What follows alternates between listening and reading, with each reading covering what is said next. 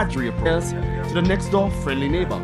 So tune in as we network the community with a platform for open, frank, and informative discussion. Only on Soufriere FM, your community radio station.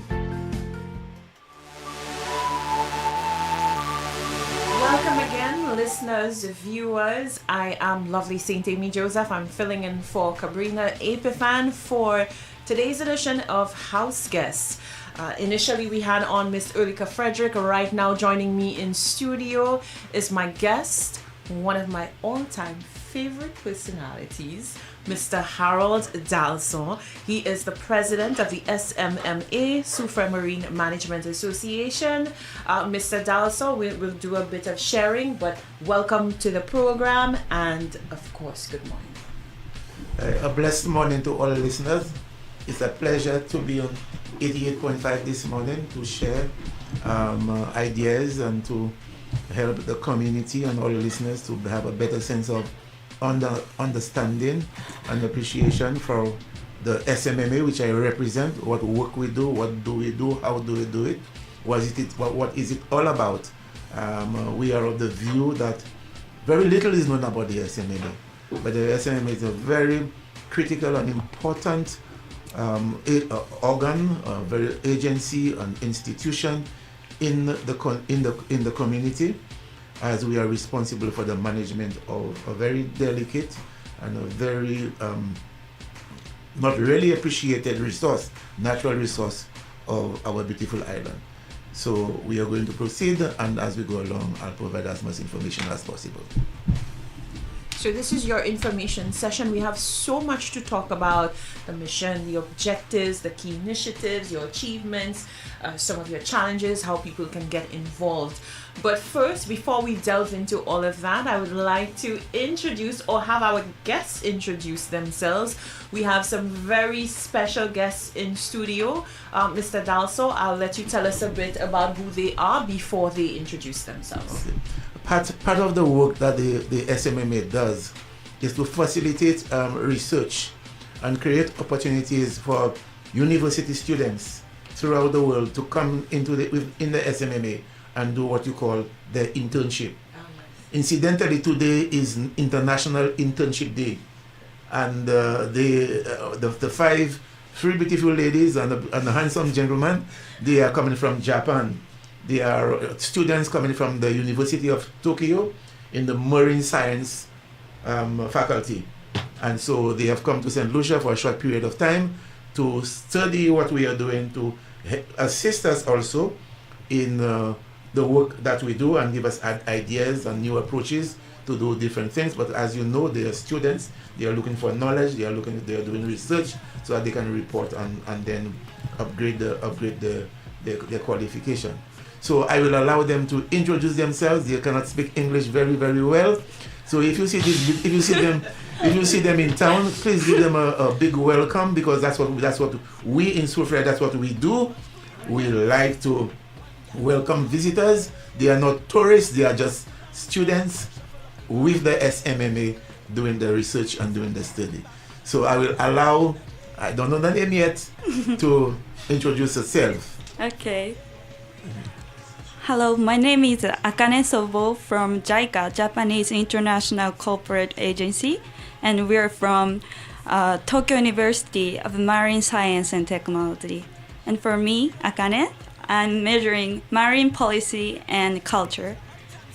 During this time, I'm gonna cooperate to environmental education for children by making materials or card games, something like that. Nice to meet you. Goodness. Okay, it's my turn.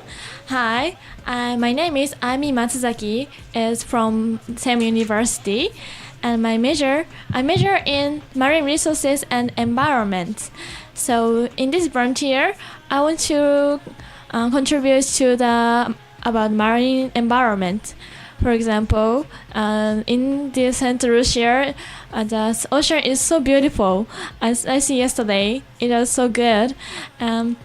So if you If you have some suggestion or demand for the something which your country is to improve, please tell me when we met in the street. Thank you. Thank you.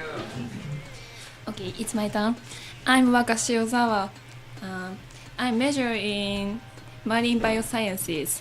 I'm going to be in charge of making handbooks to reduce lionfishes by many people eating those. So thank you. Thank you. Hello, Soufriere. Bonjour, Soufriere. I'm Hiroshi Tsukamoto. My major is in marine biology, especially in crustaceans. And actually, I worked as a lifesaver for 2 years in Japan. I applied this knowledge on environmental education, and I've heard that Soufriere is a town of tourism. Many people visit this fancy town, so I would like to contribute to more safer city to visit. Thank you. Okay, thank you so very much. Yes. Yes. And Mr. Dalsan, they seem very enthusiastic about being in Soufriere and getting to learn and observe the SMMA. Oh yes, they are indeed. My conversation with them has actually brought out the excitement that they have in doing what they are doing. And as you can see, we have a wide range of expertise for guidance, for policy, for doing the work of the SMMA. And I want to thank you all very much. It's a pleasure to have you all working with us, and we will be seeing each other during the weekend next week. Okay, thank you very, very, very, very much. So we'll see later. Thank you. So Bye. they were with us for just a short time, Just a but short time. certainly collaboration is a big part of what we do at agencies like SMMA and SRDF, and I know it's always a pleasure to collaborate with JICA and other friendly governments. Yes, I just want on behalf of the people of Soufriere St. Lucia, by extension, the gratitude that we have for the government of Japan and its people for the tremendous amount of support that we have been receiving over the years. So please communicate that to your government on behalf of the people of St. Lucia. Thank you very much, Thank you. Mr. Dalsan. Now we get into the meat of the matter.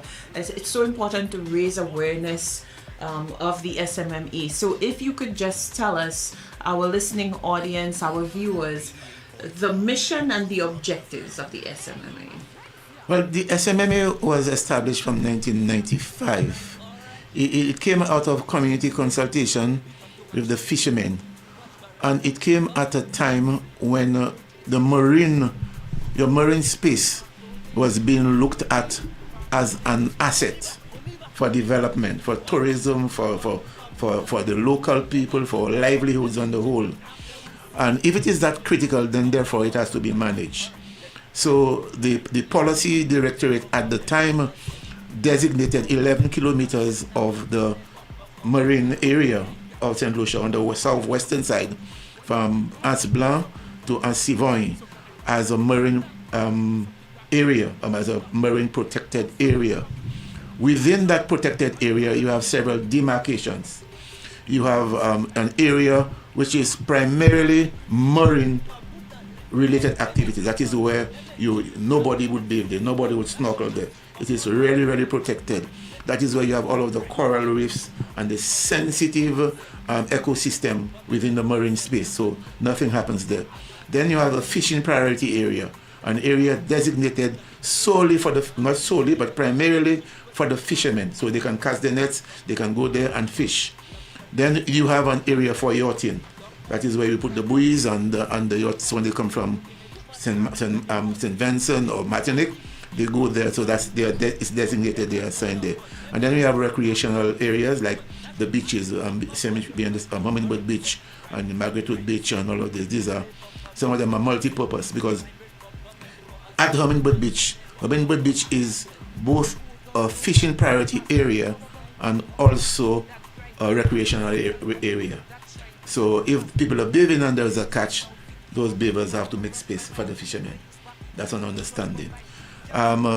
These policy areas were established by law, by cabinet, by the parliament, gazetted, and then they are legally designated areas. So in terms of the operations of the SMMA, walk us through what your work program is like, maybe some of your current initiatives. What do we do? What do we do? People do not know.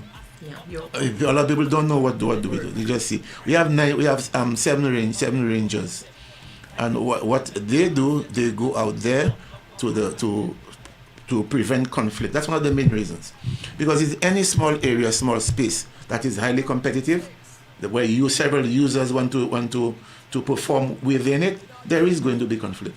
So you need an arbiter, and the foundation in most times serve as the arbiter to resolve conflict within the area.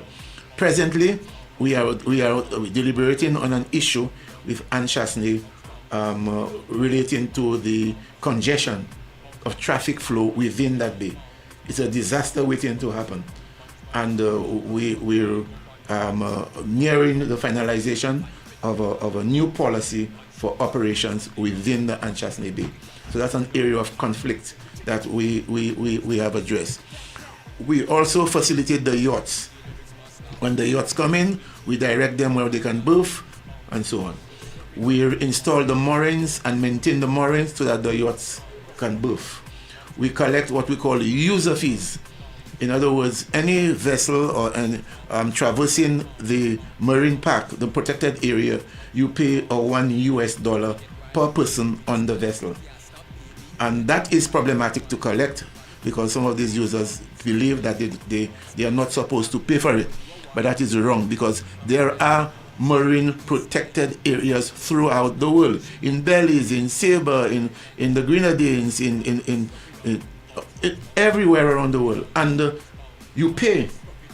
And the payment goes towards the operations of the organization.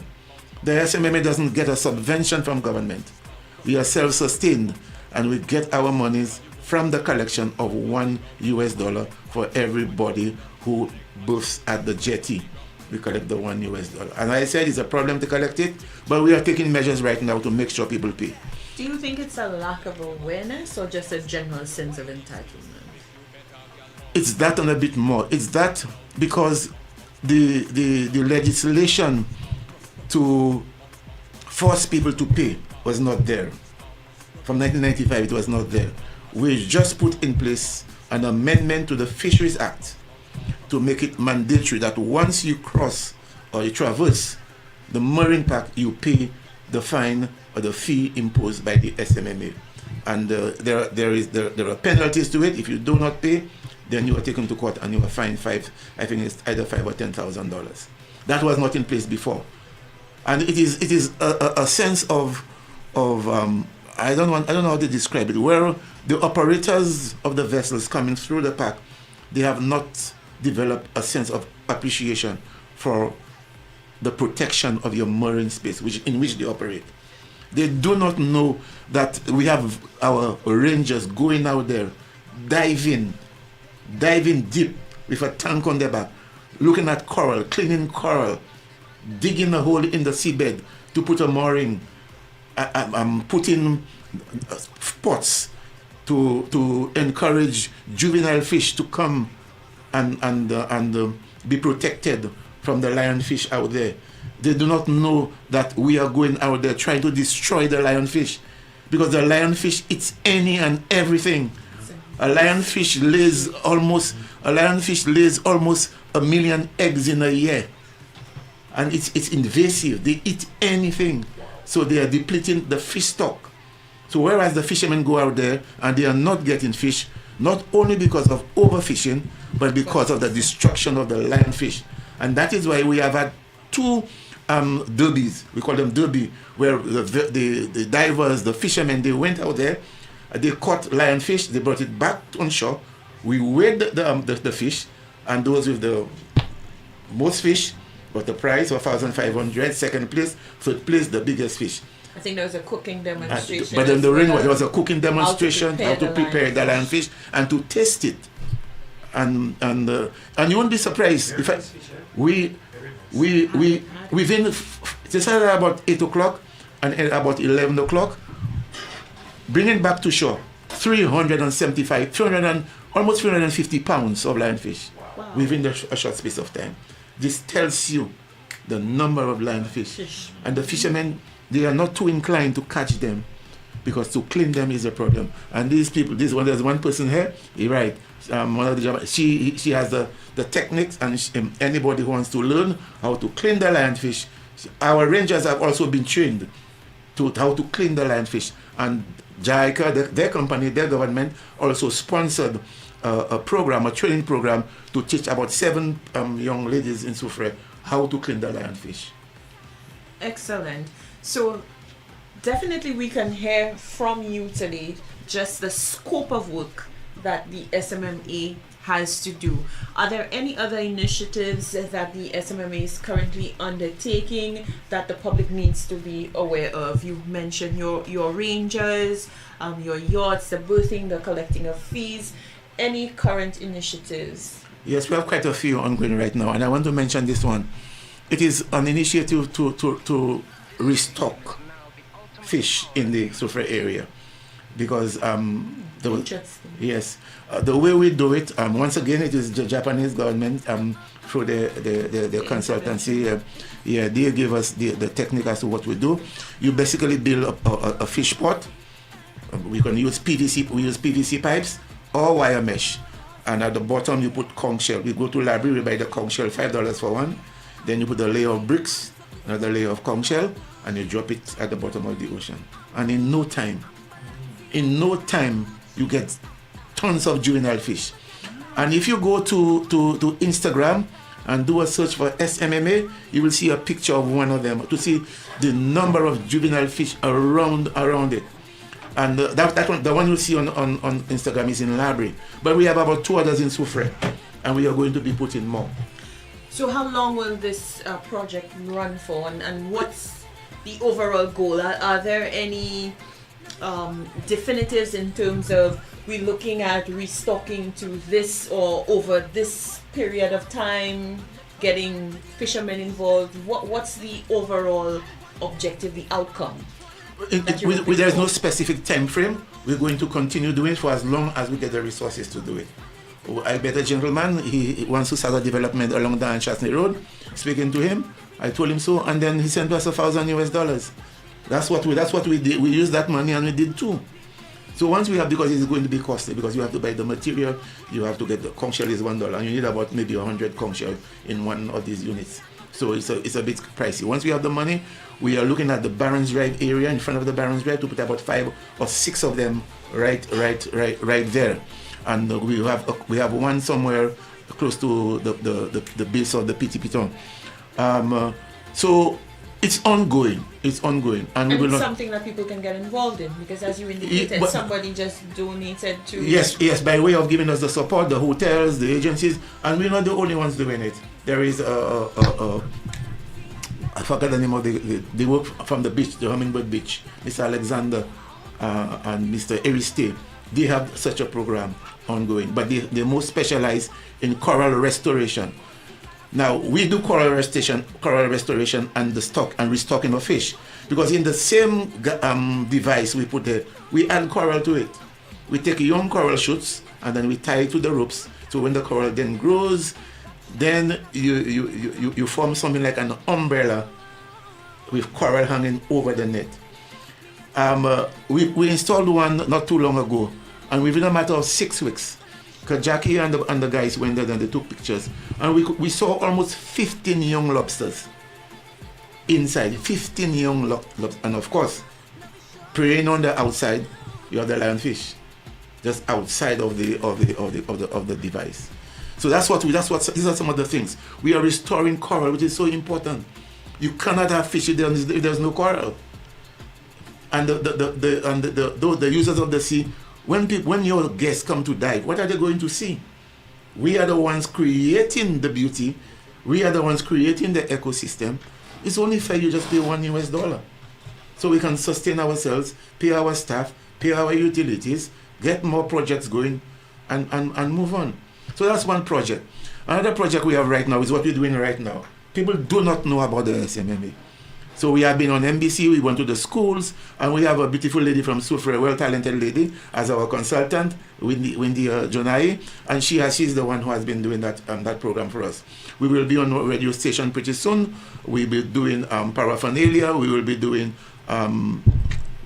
leaflets, flyers, to send out. We have a website. We are not maintaining the website. We'll be present on social media, Instagram. There you go. See, there you go. This is what happened. This is what you see. Yes. When with what you can see the wire mesh. Yes. Right there, and you can see the amount of fish that is there right now. Yeah. Mr. Dalsan, I just want to commend you, especially with the awareness campaign that SMMA is currently undertaking, because I think for many people, such organizations exist almost in a very abstract manner. It's a theory to them that, okay, we hear this name, but what do they really do? Or sometimes people doubt that there's a very tangible or grassroots impact from these organizations. But when they truly understand the work and the ripple effect some of the initiatives that SMME undertakes will have for fishers. Fishing is so important to communities like Soufriere along our coast, and I think it reiterates and reinforces that there really is a grassroots impact, and it also relates to bread and butter issues for people. You see, the absence of information and knowledge breeds ignorance, and people then begin to criticize and make comments like, we are preventing the fishermen from making a living. There are some young boys who want to go and do spear fishing. How can you go and spear fishing when all these things there? How can you do that? These are young juvenile fish. They have not spawned yet. So when we do these things, people get angry and they say, but they have to understand there must be a balance within the ecosystem. You can extract fish, but you have to replenish. If not, the stock is going to be depleted and there'll be no fish. And we need to understand that. And the whole idea of communicating, I believe this has been the weakness of the SMMA over the years, that people don't know. We went to ETANS and we asked a class of about 20-something students, have you ever heard of the SMMA? Everybody has heard of the SMMA, but nobody can tell you what it is about.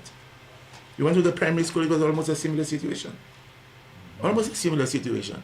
So it is the apps, and that is what we are on this campaign. And this campaign is going to continue. We are going to be using some of our Japanese friends to assist us. And there's another area that we are involved in, water quality management and monitoring. We need to be testing the water, the Soufriere Bay, and tell the people exactly what is the condition of the water in Soufriere. And trust me, Saint-Amy, lovely, sorry for calling me Saint-Amy, trust me, lovely, it is bad. It is bad. And we have to go to the community, go to Fonsejac, go to the fishermen, and tell the farmers what practices they're using, tell the fishermen what is the water quality like, tell the water taxi boys, who have been very helpful to us. Every time I get myself in a program, I want to praise them. You know why? When we had all of the yacht break-ins, they assisted us to bring control because it was their livelihood. The word is livelihood that was being affected. And they help us, and everywhere I go, Roddy and all of the guys who took the initiative and went out there in the nights and ensured. But people accuse them of being the perpetrators, but some of them are not. Maybe one or two, we don't know. But those who are really affected, they went and they helped. Today, there is a lull. There is not much of that taking place anymore. And we are so happy for that. All of that is part of our responsibility. The break-ins, prevent the break-ins, provide security at nights. So people don't know that the SMMA is engaged in all of that. They just see the rangers go underwater and collect money. But that's not all what we do. These guys have tanks on. As I tell you, a tank is heavy, and some of them are not properly trained to go beyond a certain depth. And they do what it takes to maintain a healthy balance in the ecosystem, the marine ecosystem. So tell me what the feedback has been like. You mentioned that you have made it a mission to go into the schools, to reach the young people, raise the level of awareness there. But for people who are already engaged in the sectors that you deal with, you work with, what is their feedback like? The fishers, the boat operators. Do you get a sense that they have a greater appreciation for the work of the SMMA and are now more willing to collaborate or join the efforts of SMMA? You see, once again, it's a trap that everybody is caught up in. Ignorance, not knowing what we are doing. And so what we would like to happen is not happening. We would like more collaboration with the yachting sector, the day boat sector, the water taxi, so that we all work in unison. We all work together because it is one common purpose. I mean, if you go to Australia, where they have, what they call it in Australia, the something coral, whatever it is, millions of people go there here to see. And Chasney is doing well throughout the year. Why? Because of the snorkeling, scuba diving package. And that is based on your marine resource. So if we can maintain a healthy marine resource, then we're not only restocking fish, we are attracting visitors to come to St. Lucia. It is part of it is a diversification of the tourism product for St. Lucia. And we need to understand that. And the boat guys need to understand that you are operating within a very delicate segment of the tourism product. And we have to do it properly with respect and the harassment and management of garbage and these things like that must be done properly. The guys who traverse, they must understand that noise pollution, coming in with loud music, and speeding and taking your boat and doing donuts and all kinds of impossible feats with your boat on the water. That's dangerous. That's dangerous. So we need to combat all of these things, and that's the mission of the SMMA. So if your question is why get involved, the answer is it redounds to your benefit. It impacts you directly. This is House Guest. My guest in studio, Mr. Harold Dalsan, President of the Soufriere Marine Management Association. We are going to take a quick break. We'll be right back. When we come back, we will delve into the achievements and some of the challenges of the SMMA. Stay tuned.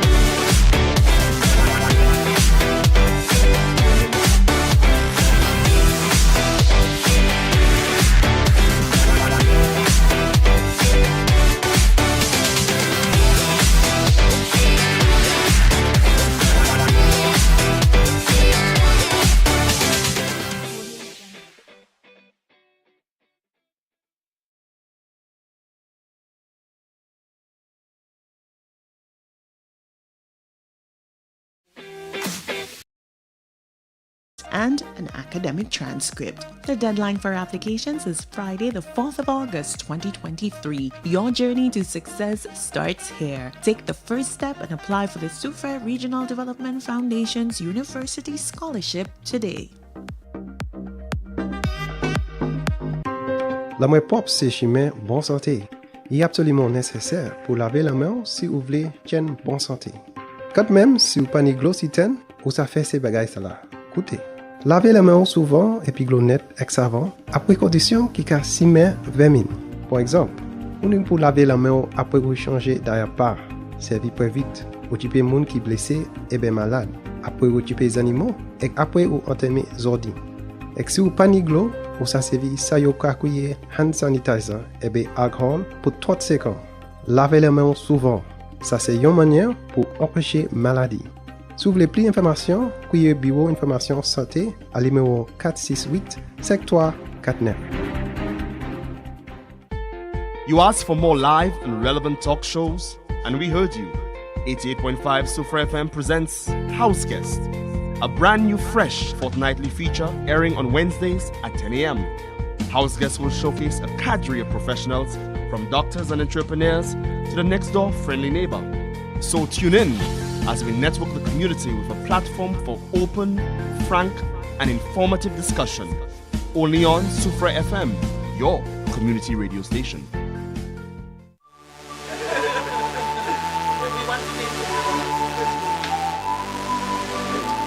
All right, ladies and gentlemen, welcome back to House Guest with Mr. Harold Dalsan, President of the SMMA. Just before the break, we indicated that we would speak about some of the notable achievements of the SMMA of late, Mr. Dalsan. I know you've been working hard, so give us your report card. Well, at the level of the institution, I only came in about 2 years. I think this next month will be about 2 years since I joined the SMMA, and the SMMA as an organization, it did not have what I call the legal standing as an entity, because there are certain requirements that the law imposes that for you to exist legally, and so some of these things were there, or if they were there, they were not completed, or it was a bit easy. Even the very registration of the SMMA was not proper, was not done properly, was not there. So the SMMA operated for a number of years as an entity not properly registered. So one of the things that I did, the first thing I did is to get we are operating under the Companies Act because we are a not-for-profit company. So as a company, the laws of the Companies Act mandates that your board members are registered, who's your secretary, that you meet all of the requirements, that you have a good standing, that every year you make your claim having operated for the year.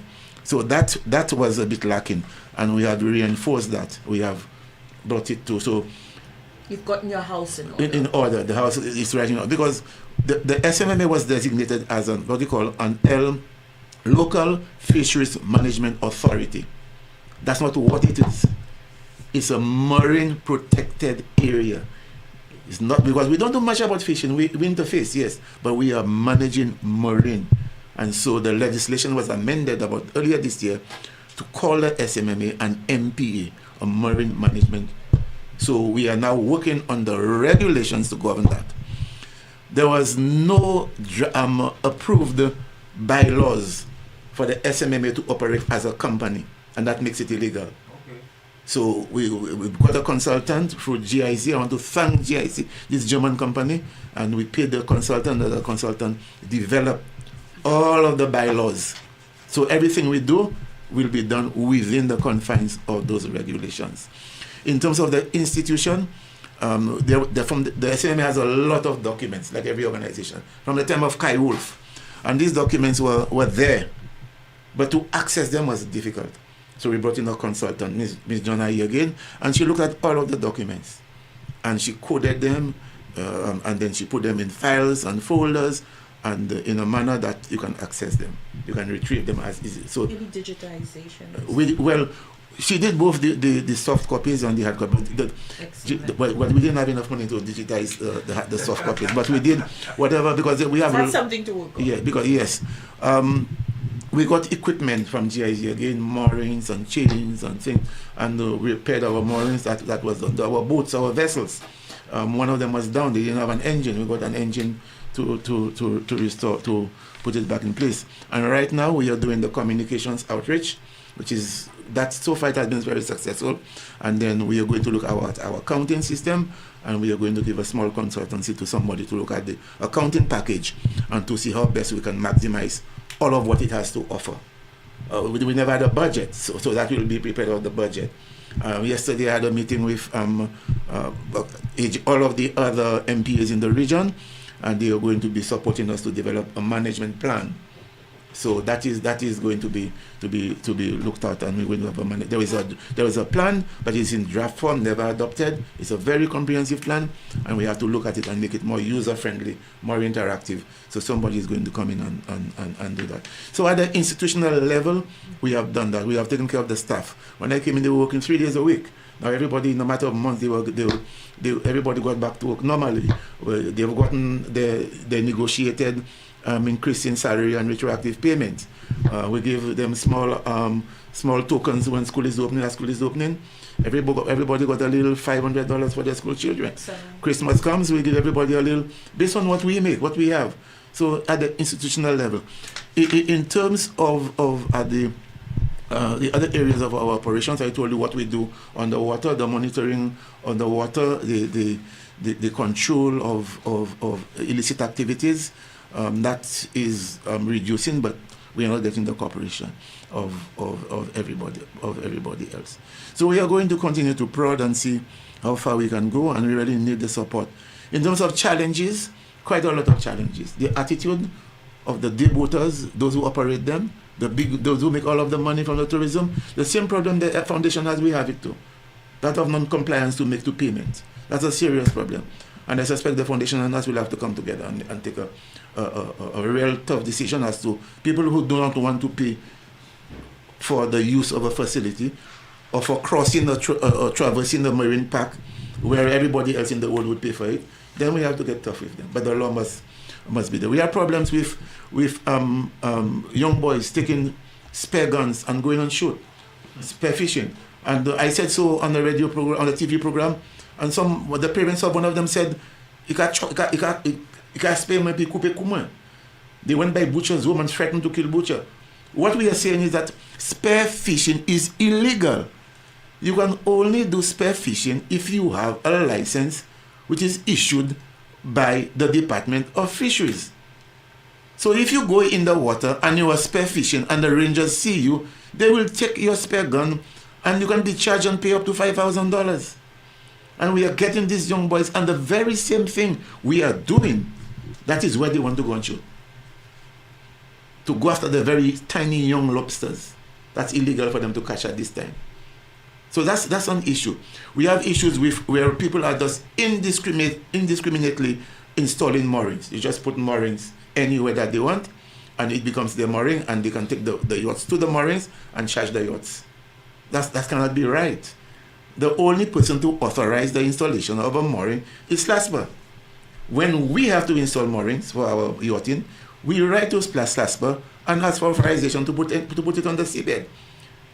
Not any and everybody can put anything on the seabed, because you have to keep the location. What is the GPS location? In the future, there may be need for somebody to do something in that area, and the person doesn't know what is on the seabed. So you have to keep a track and a record of that. So these are some of the issues. And the greatest issue is our revenue is not coming as fast. That is why sometimes we piggyback on the foundation a lot too. And I have to thank Mr. Oji and the board for the assistance that they have been giving us, because really and truly we are not. Let me make something clear. For those of you who were saying that's only coming job, they need the pension like in order to have a young girl. No, let's address it. It's an issue I'm happy to be here to say. Look, when I was not the one going to ask for a job. They called me and I said, yes, I will do it. At the first board,